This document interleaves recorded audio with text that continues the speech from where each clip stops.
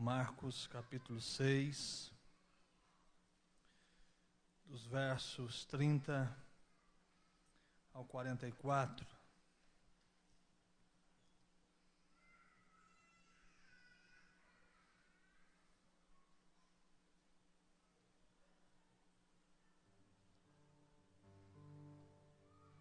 Ok? Vamos lá. Voltaram os apóstolos à presença de Jesus e lhe relataram tudo quanto havia feito e ensinado. E ele lhes disse: vinde repousar um pouco à parte, num lugar deserto, porque eles não tinham tempo nem para comer, visto serem numerosos os que iam e vinham. Então foram sós no barco para um lugar solitário. Muitos, porém, os viram partir e, reconhecendo-os, correram para lá, a pé, de todas as cidades, e chegaram antes deles. Ao desembarcar, viu Jesus uma grande multidão e compadeceu-se deles, porque eram como ovelhas que não têm pastor, e passou a ensinar-lhes muitas coisas. Em declinando a tarde, vieram os discípulos a Jesus e lhe disseram: é deserto este lugar, e já avançada a hora. Despede-os para que, passando pelos campos ao redor e pelas aldeias, comprem para si o que comer. Porque ele lhes respondeu: dai-lhes vós mesmos de comer. Disseram-lhe: iremos comprar 200 denários de pão para lhes dar de comer? E ele lhes disse: quantos pães tendes? E de ver. E sabendo eles, responderam: 5 pães e 2 peixes. Então Jesus lhe ordenou que todos se assentassem, em grupos, sobre a relva verde. E o fizeram, repartindo-se em grupos de 100 em 100, de 50 em 50. Tomando ele os 5 pães e os 2 peixes, erguendo os olhos ao céu, os abençoou, e partindo os pães, deu-os aos discípulos para que os distribuíssem. E por todos repartiu também os 2 peixes. Todos comeram e se fartaram. E ainda recolheram 12 cestos cheios de pedaços de pão e de peixe. Os que comeram dos pães eram 5.000 homens. Se puder deixar sua Bíblia aberta, vai nos ajudar na compreensão do que a palavra do Senhor quer nos dizer nessa noite. Senhor, obrigado por tua palavra. Cremos que ela é poderosa para nos transformar. Sabemos que a nossa fé vem pelo ouvir e ouvir a tua palavra. Que esse processo aconteça em nosso coração nessa noite, que sejamos alimentados pela tua palavra, que fala o nosso coração, e pela visitação do teu Espírito que sopra sobre nós. Não sabemos de onde vem nem para onde vai, mas desse Espírito que se derrama sobre o teu povo. É minha oração em nome do Senhor Jesus.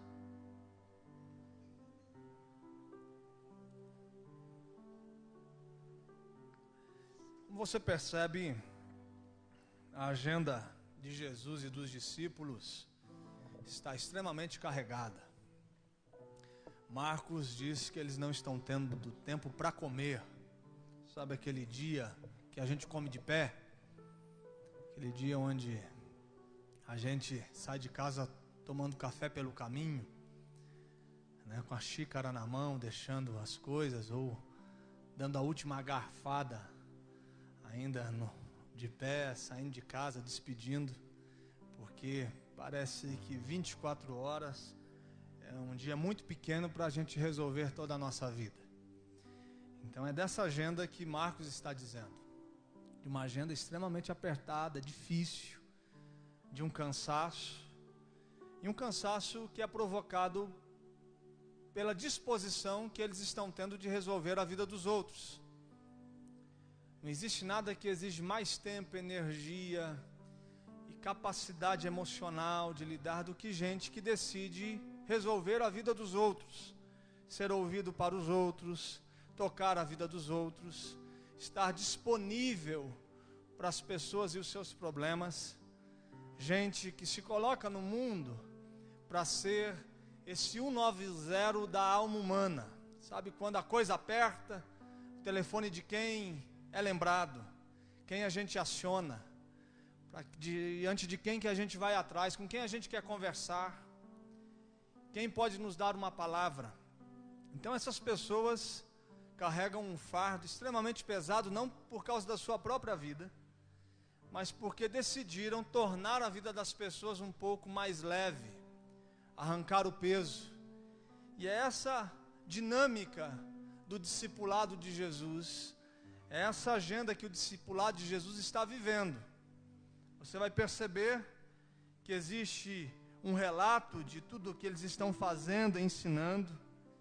E aí chega o dia que eles estão falando: ó, Jesus, vamos tirar aí um dia de descanso, vamos dar uma parada, vamos para um lugar onde só a gente, para a gente dar uma curtida, conversar, dar um pouco de risada, dar uma pescada boa, sair um pouco dessa loucura que o Senhor transformou a nossa vida. A gente não pensou que era tudo isso, não. A gente não está tendo tempo nem para comer mais, mas vamos dar uma paradinha, vamos dar uma refrescada, vamos procurar um lugar aí para a gente poder não ser lembrado. Sabe aquela alegria quando a gente é esquecido? Um dia um amigo meu, teve uma época da minha vida de muita viagem, que eu estava para lá e para cá, e ligando, e um amigo meu falou: rapaz, o que está acontecendo? Eu falo: bem assim, eu estou muito feliz quando eu sou esquecido. Sabe, eu estou torcendo para que não lembre de mim na próximo final de semana, me convidando para fazer isso ou aquilo, porque eu estou precisando ficar um pouco em casa, pelo menos um final de semana. Então esse desejo que eles estão tendo de ser esquecido, pelo menos por um tempo. E aí eles programam a saída de férias, se colocam no barco, arrumam todas as coisas, falam: vamos lá, vamos respirar. Só que aí um olha para o outro, os caras que estão precisando deles, fala lá, está indo lá, para onde está indo o barco, aí conta para o outro, eles começam, está indo, sai aquela correria. A hora que eles chegam para o dia do refresco, para a pousada, para o descanso, tem uma turma lá, olhando para eles, com um desespero profundo na alma. Aí Jesus olha para o desejo de descanso dos discípulos, e é só um desejo, e é só um olhar de um amigo querendo dar descanso para os discípulos. Mas quando ele olha para a multidão, ele sente uma compaixão. E aí tudo muda.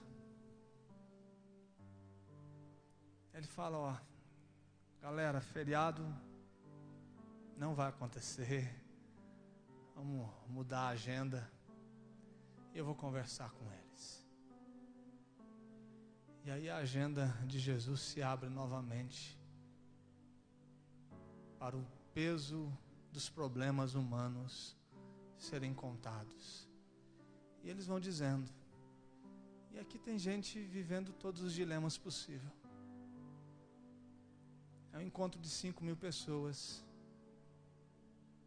homens, né? Alguns dizem que tem muito mais, porque não foram contadas as mulheres, e coisa nesse sentido. Não é? Você tem uma família e já tem problema demais nela, imagina? Não tem?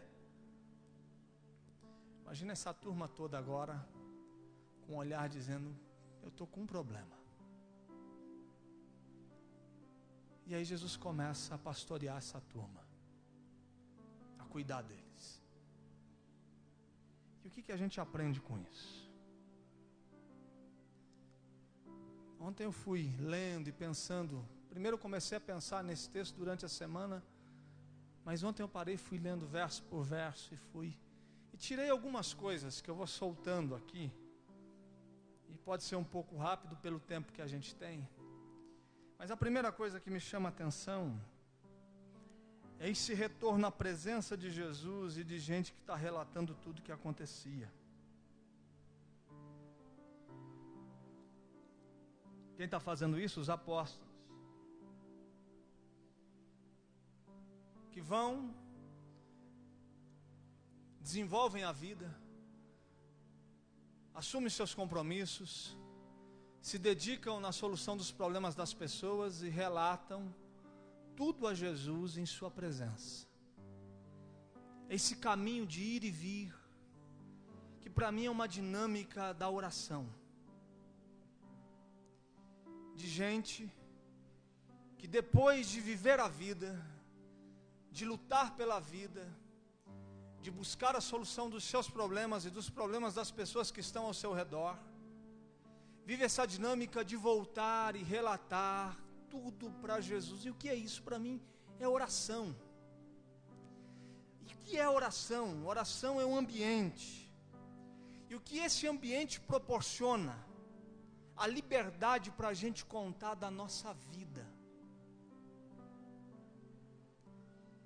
Essa dinâmica na jornada de um mistério que a gente vai dizendo para Jesus tudo que Ele sabe, mas a gente vai dizendo. A gente vai contando para Ele coisas que fazem sentido para a gente, que mexeu com o nosso coração, mas a gente já não vive mais um processo onde a nossa vida não faz mais sentido para Jesus, ao ponto da gente já não mais dizer para Ele tudo que a gente está vivendo e passando. E esse texto é esse convite.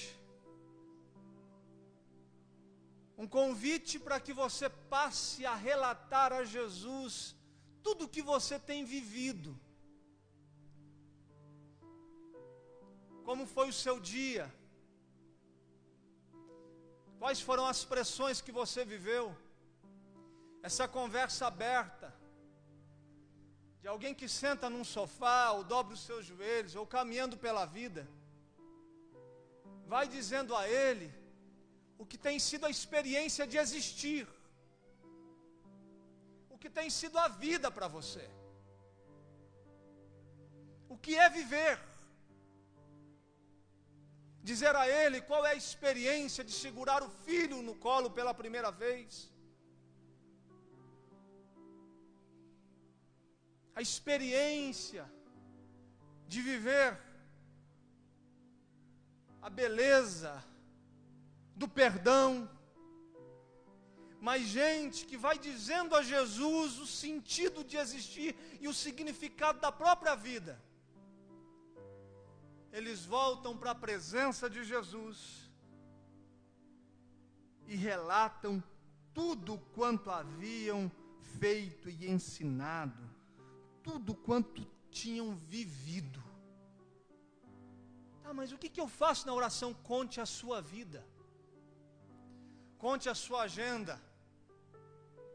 Conta como foi difícil viver a manhã desse dia. Como foi terrível aquele telefonema. Como foi duro para você, mãe, ouvir uma resposta desse adolescente irresponsável que não está conseguindo entender o seu significado na história dele. Como foi difícil tomar esse prejuízo. Mas a gente vai contando a nossa vida para Jesus, contando a nossa agenda, porque a gente tem a certeza em fé que estamos olhando nos olhos de alguém que se preocupa com a gente, com a nossa agenda e com a nossa vida. A segunda coisa, no verso 31, ele fala de um descanso. Vinde repousar um pouco, à parte, num lugar deserto. Num oásis, né? Porque eles não tinham tempo para comer. A segunda coisa que eu vejo é esse convite de Jesus para um descanso sem culpa. Sinceramente, tem hora que eu olho para os cristãos e me parece que eles encontraram um Deus que convidou um povo para viver um ativismo incontrolável e com um sentimento de culpa terrível. Nós estamos vivendo um momento da vida que parece que sentar é um pecado. Descansar é um erro. Porque você tem tanta coisa para fazer, o seu orçamento tem que ser coberto, a sua vida tem que ser resolvida, e parece que descansar é impossível. E aí quando a gente entra na vida de fé, ainda mais ainda, porque agora a gente tem um mundo para ganhar. E, sinceramente, se a gente não fizer, onde Deus vai parar, né? Imagina só Deus sem a gente parar de trabalhar, imagina só. Onde o mundo vai parar se você dormir 8 horas por dia, amigo? Imagina só. Eu fico preocupado porque todas as vezes que eu vejo gente promovendo um movimento de evangelização, um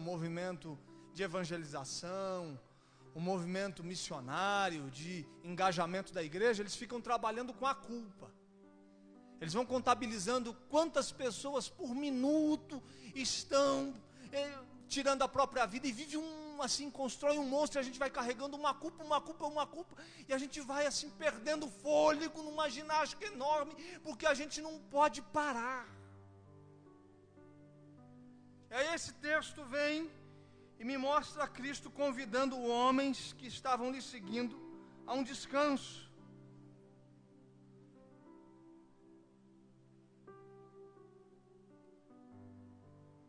Porque Ele tem um mundo sob o seu controle, todas as coisas estão bem resolvidas nas mãos do Senhor, e o descanso não pode incomodar a vida cristã. Nós fomos chamados por Ele para descansar nele. Ele te chama para que Ele seja o seu descanso, e que você aprenda o valor do descanso. Sabe por que tem muita coisa que ficou dissaborosa na sua vida? Perdeu o sentido? Porque você parou de descansar nele, de pacificar a sua alma, de entender que somos cristãos, mas somos humanos. Eu conheço muitas pessoas, inúmeras pessoas, que a igreja se tornou como se fosse um processo de colocar um chupa-cabra na garganta, e tira até a última gota de sangue esfolando, e depois dela não ter mais onde jogar energia, porque acabou, se esgotou, ela é lançada, descartável, porque ela só servia enquanto estava produzindo. Mais do que isso, uma vida sem descanso se torna pecado. O pai do desequilíbrio é o diabo. Se você quer saber onde o diabo está, é só você ver um ambiente desequilibrado. Toda falta de equilíbrio em qualquer área da vida é um sinal que as coisas não vão bem. E pode ser um ambiente fértil para uma ação que não tem nada a ver com aquilo que Deus quer produzir na sua vida. Do que você está cansado? O que hoje você precisa repousar sobre os ombros do Mestre?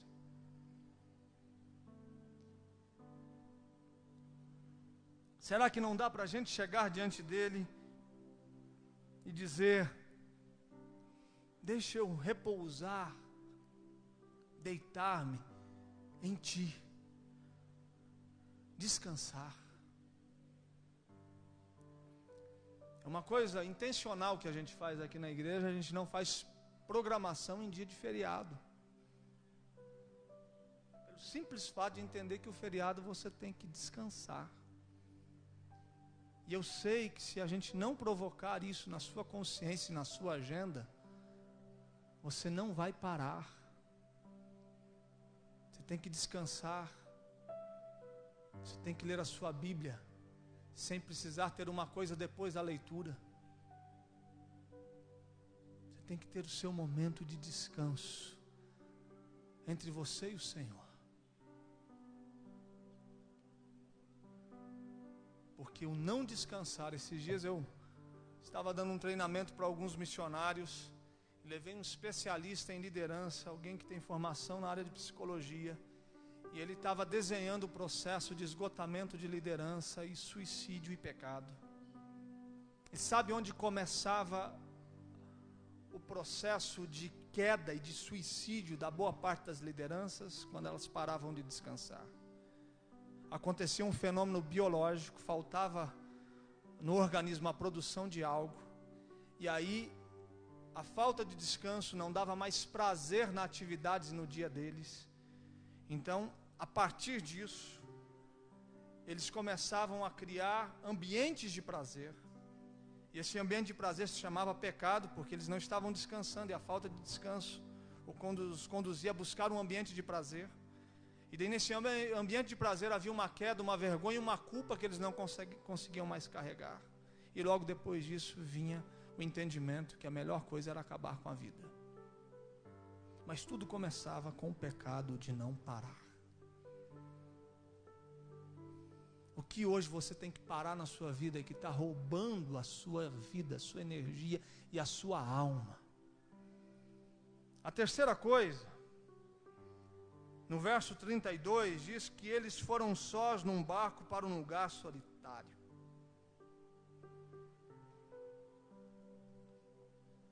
É um convite à dependência da oração, é um convite para o descanso, mas é um convite para os encontros afetivos, significativos. Nós vamos para um lugar solitário, quem? Nós, os grandes e bons amigos. Nós vamos ter tempo de afeto, de amizade e de alegria juntos. Eu já disse aqui isso uma vez e repito, pessoas precisam de Deus e pessoas precisam de pessoas. Você precisa parar e se encontrar com gente que você ama. Você precisa parar e se encontrar não simplesmente geograficamente com seus filhos, mas a sua alma e o seu olhar e os seus ouvidos deve se encontrar com eles. Você precisa parar e os seus olhos, os seus ouvidos e os seus lábios e o seu coração precisa se encontrar no seu casamento. Você precisa parar e os seus olhos, os seus ouvidos e o seu coração precisa se encontrar com os amigos da sua alma, com gente que fala o seu coração.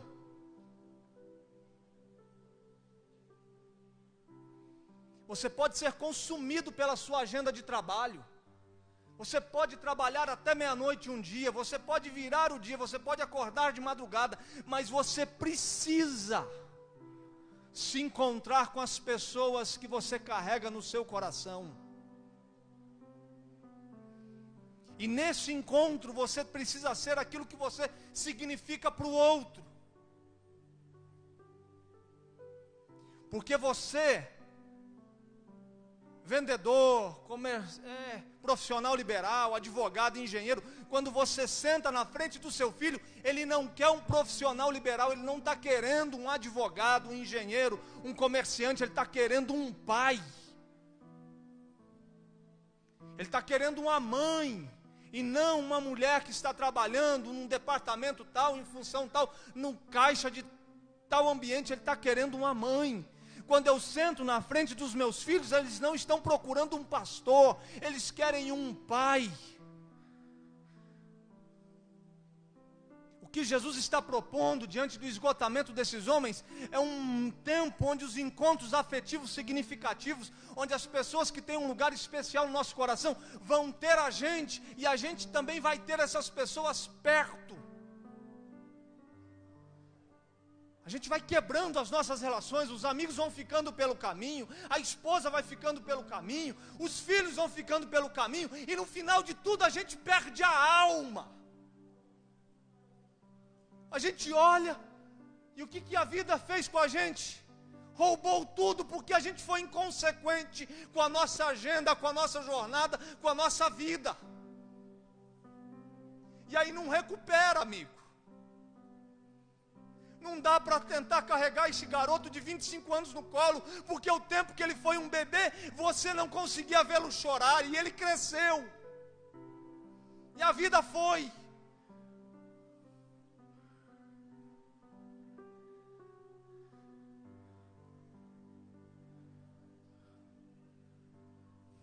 Você está me entendendo? Vamos para um deserto, para que a gente possa alimentar a alma um do outro com a gente. Um dia eu vi uma definição do que, quais são as pessoas importantes na nossa vida. São aquelas pessoas que a gente decide encontrar quando não tem nada para fazer, quando não tem pauta definida, quando não tem uma reunião marcada, mas a gente define se encontrar. E o que a gente faz nesse dia? A gente só apresenta a gente. Se a gente tiver que ficar em silêncio, a gente está muito confortável com isso, né? Porque nos encontros humanos uma coisa perturbadora é o silêncio, né? Quando você encontra alguém que você não tem intimidade, 30 segundos de silêncio, fica aquela coisa assim, uma eternidade. Não fica? Aquele negócio, você fica, e aí, o que eu falo, Um camarada introvertido como eu, então, você não sabe o quanto que isso pode perturbar. Aí a gente fala do futebol, fala mal do Lula, né? Fala mal de alguém, mas aí a gente vai tentando achar assunto. Mas o amigo é aquele que o silêncio já não perturba. E essas pessoas são importantes para a sua vida. A mesa do café da sua mãe é muito importante, amigo. O almoço de domingo com a sua família é muito importante. Se algum dia essa igreja começar a te roubar desses encontros afetivos, você pede para ela parar de fazer isso, porque ela pode estar te conduzindo ao pecado. Você não pode dizer não para todas as coisas que essa igreja te propõe, mas você também não pode dizer sim para tudo que ela quer fazer com você. Se você quiser colocar a sua vida aqui, você vai fazer de tudo aqui. Você vai agora, podia estar lavando, cuidando das crianças, vivendo uma loucura. Mas você tem que aprender a dizer não para tudo que ela te diz. Ao mesmo tempo que você tem que dizer sim para alguma coisa e não para tudo. A difícil tarefa de dizer não, porque a gente tem gente no coração da gente que precisa da gente. E a gente tem que cuidar dessas pessoas. Amém?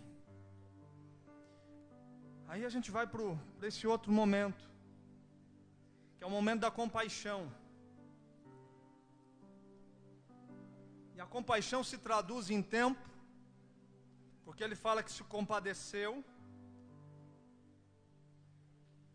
no verso 34, e a compaixão de Jesus se traduziu em tempo que ele dedicou, em vida que ele dedicou, em conhecimento, em suprimento da ausência daquelas pessoas, porque elas eram ovelhas sem pastor. Então ele dedica o tempo, a vida, o conhecimento, e supre a ausência daquelas ovelhas. O que é sentir compaixão por alguém? É entregar o seu tempo, a sua vida, o seu conhecimento e suprir a necessidade dessa pessoa a partir da sua própria vida. Na sua jornada, quando eu sei que eu estou tendo compaixão de alguém, quando eu entreguei meu tempo, minha vida, meu conhecimento e supri a ausência dessas pessoas, a necessidade, a carência. E aí eu te faço uma pergunta: quem está precisando da sua compaixão? Quem está precisando do seu olhar carregado de compaixão nesse dia? Para quem a gente está entregando o nosso tempo, a nossa vida, os nossos ensinamentos? Quais são as pessoas que estão tendo as suas necessidades supridas? E eu quero lhe dizer, como pastor que cuida de gente, fala com gente e que vive o tempo todo sendo um 190 do coração das pessoas. Você faz o mínimo para essas pessoas e elas são eternamente gratas. Tem hora que algumas pessoas chegam até mim e dizem coisas extraordinárias. Eu falo, mas o que eu fiz? O que eu fiz? Gente que passou pela minha vida e se você fala, o que você fez por ela? Eu falo, não fiz nada, mas elas... O simples fato de você entregar o seu tempo, a sua vida, os seus ensinos, o seu conhecimento, e de alguma forma compreender a ausência que elas carregam no coração e ser um ambiente de suprimento das suas necessidades, você transforma a vida das pessoas. O que transforma a vida de alguém não é dinheiro, é vida, é gente responsável que olha nos olhos e diz, eu estou com você. Esses dias um amigo meu que passou por um dia extremamente difícil, onde o teto dele caiu, a vida dele acabou, e ele foi louco no que ele fez. Ele falou, cara, naquele dia você ligou para mim, você me disse um negócio, e aquilo mudou a minha vida. Você disse, você entrou nisso sozinho, mas você não vai sair disso sozinho, porque a gente vai estar junto nisso. Você entrou nisso sozinho, só que você não vai estar aí sozinho. Eu vou entrar nesse buraco com você, e a gente vai sair disso junto. Vida é se entregar. Compaixão é uma entrega da gente para o outro. Ele cancela a agenda, ele cancela o descanso, o dia da pousada, e diz, estamos abertos. E aí a gente continua, já estou encerrando. No verso 35, chegou o final do dia, os discípulos ficaram desesperados, porque agora a galera está com fome, e ali, meu amigo, precisa de um restaurante enorme, a gente pra caramba. E aí fala, despede a turma aí, Jesus, porque a gente não tem como resolver o problema, não. O Senhor já acabou com as nossas férias, não vai acabar com a nossa comida também, não, né? Era pra gente descansar, o descanso acabou. Agora, vamos pegar na nossa marmita também? Não vou dividir a minha, não. Despede a turma aí, tem a mercearia do seu João, do seu José, da seu Maria, 300 metros, 400 metros, eles vão passando por aí, vão comprando. A gente não tem grana, não dá para financiar esse mercadão popular aqui, não. Despede a galera, a gente vai para casa. E aí Jesus fala, não é assim não. Porque no reino de Deus é impossível viver sem se importar. No reino de Deus, ou você se importa com os outros, ou você não vive no reino de Deus. O reino de Deus não é esse ambiente onde a gente solta as pessoas e fala, vai viver sua vida. Não tem como ser indiferente. Não tem como não chorar quando estão chorando. Não tem como não sofrer quando estão sofrendo. Não tem como fechar as mãos quando tem alguém passando por uma necessidade. O reino de Deus é tudo menos um ambiente de indiferença. Mergulhar nisso é chamar o problema para si.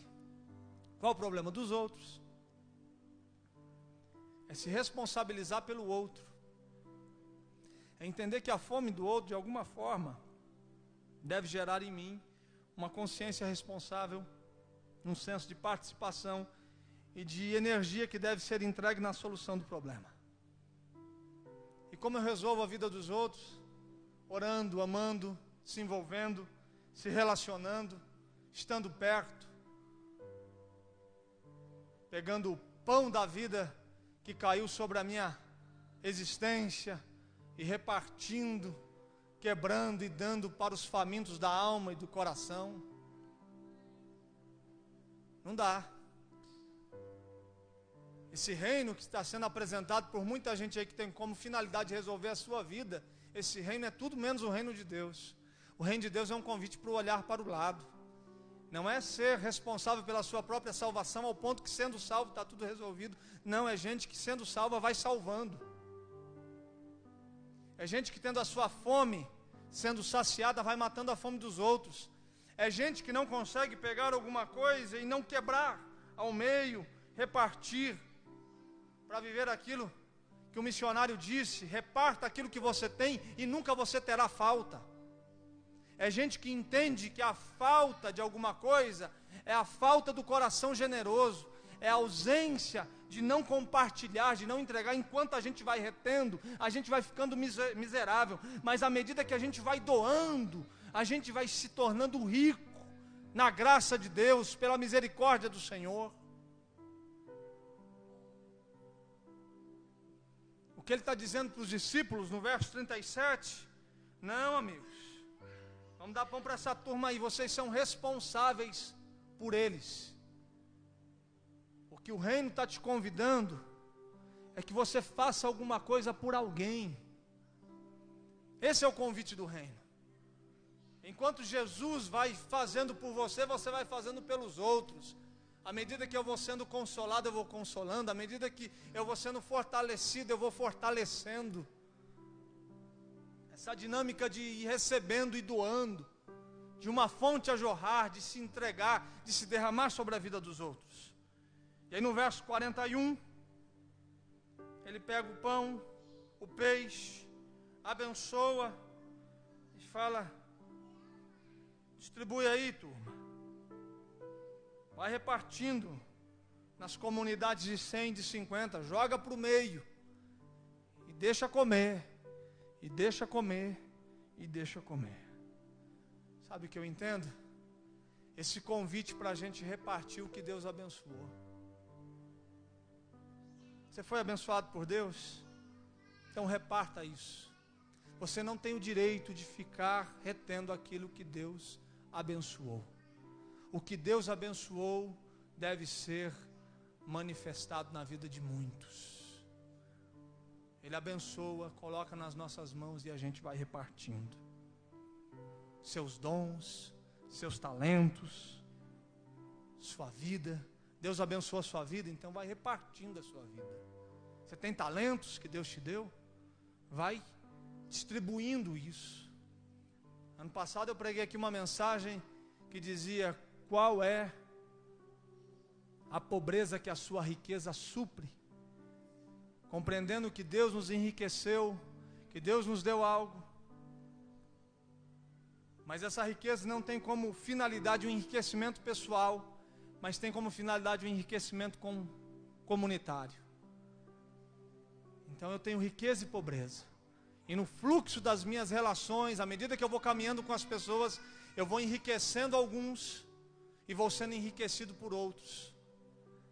Aquilo que Deus abençoou na sua vida, você tem que repartir. Essa teologia miserável, que faz homens que pegam a bênção de Deus e guardam para si, num processo egoísta, miserável, diabólico de interpretar a vida e a relação com Deus. A bênção de Deus derramada sobre o seu povo tem como finalidade abençoando de forma ilimitada, infindável, todos que estão ao nosso redor. O que eu faço com a bênção de Deus na minha vida? Vou abençoando. Quando Deus chama Abraão para andar com ele, Ele está dizendo: eu vou te abençoar para quê? Para que você seja a bênção para todas as famílias. O que é ser uma bênção para o mundo? É abençoar todo mundo que chega perto da gente, com os nossos dons, talentos, com aquilo que a gente tem, com aquilo que Deus nos colocou nas mãos. Com o pão de Deus nas nossas mãos, a gente vai matando a fome de gente ao nosso redor. E para a gente orar, diz que depois de matar a fome da turma, no verso 42, diz que todos comeram e se fartaram. E depois disso recolheram 12 cestos cheios de pedaços de pão e de peixe. O que eu entendo aqui é que a gente tem que ser responsável com aquilo que a gente recebe. Eles receberam um milagre extraordinário. Comeram 5.000 homens.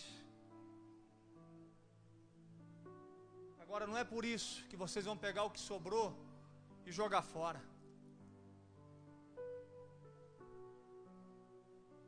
vocês devem cuidar daquilo que eu fiz. Vocês devem ser responsáveis por cuidar daquilo que eu dei a vocês. Então saem recolhendo o milagre e cuide daquilo que eu fiz na vida de vocês. Porque melhor do que receber um milagre é não depender dele. Melhor do que receber um milagre é não depender dele. É absurdo o que eu estou falando? Amigo, o que eu estou querendo lhe dizer, que melhor do que ser curado de um câncer, é você não ter um câncer. Não é? Eu creio que Deus pode curar qualquer pessoa de câncer. Mas eu oro para que você não tenha um câncer. Melhor do que ter um relacionamento conjugal restaurado, um milagre da restauração, é melhor cuidar dele para que ele não se quebre. Melhor do que ter o coração do filho convertido ao pai, do pai ao filho, do que ver esse processo de reaproximação e de perdão acontecendo, é melhor que esse filho nunca se afaste. Melhor do que um milagre é não precisar depender dele. É cuidar, é ser responsável por aquilo que Deus fez na gente. Ontem eu estava escutando um especialista em diabetes no rádio, e ele dizendo da diabetes, do problema que tem atingido a cada 6, 10 homens, um está tendo caso disso. É uma coisa que ele está dizendo isso, a culpa disso é o sedentarismo. Ele falou, se os homens e as mulheres cuidassem da saúde, levassem o cachorro para caminhar, fizessem uma caminhadinha só, ali para cuidar. Aí não, a gente vive essa loucura, a gente vive como se nosso corpo fosse imune, aí de repente a gente pifa, porque a gente não é responsável com a saúde que a gente tem. Nenhum anjo vai fazer caminhada por você, companheiro. Não pensa que esse domínio próprio do Espírito Santo, se não tiver vai rejeitar essa boa carne de domingo, não. Você tem que ter a consciência e ser responsável com aquilo que Deus te deu. Você quer viver muito? Cuide da vida que Deus te deu. Você quer ter recursos para prover? Cuide dos recursos que Deus colocou hoje nas suas mãos. É ser responsável com o milagre da provisão que a gente recebeu. A gente não é responsável, a gente joga tudo por ar. E daqui a pouco a gente está dizendo, Senhor, faz alguma coisa de novo. Ele não deixa que a teologia do desperdício tome conta da dinâmica do exercício dos seus discípulos. Esses homens vão recolhendo pedaço por pedaço e guardando, porque aquilo que Deus faz deve gerar em nós um senso de responsabilidade. Cuide da bênção de Deus sobre a sua vida, para que você não precise novamente de um milagre do Senhor para aquilo que Deus já fez. Amém? Vamos orar? Coloque-se em pé.